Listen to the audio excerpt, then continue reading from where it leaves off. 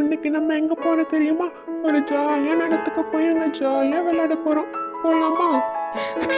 Jolly, நாங்க சாப்பிட போறோம், விளையாட போறோம், என்ஜாய் பண்ண போறோம். பர்கர் ரொம்ப டேஸ்டியா இருக்கு. லட்டு ரொம்ப டேஸ்டியா இருக்கு. அப்பாடி, இப்பதான் வயிறு ஃபுல்லா இருக்கு. நம்ம வந்தாச்சு. இந்த இடம் பார்க்கவே ரொம்ப அழகா இருக்கு. வா, சீக்கிரமா போய் விளையாடலாம். லட்டு பார்த்து பொறுமையா ஸ்விம் பண்ணு. அம்மா, எனக்கு இந்த பேக் வேணும், வாங்கி கொடுங்க.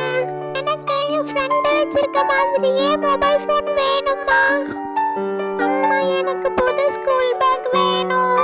இன்னைக்கு நான் ஸ்கூல் போக மாட்டேன், எனக்கு தூக்கமா வருது, இன்னைக்கு லீவ் போட்டுக்கிறேன்.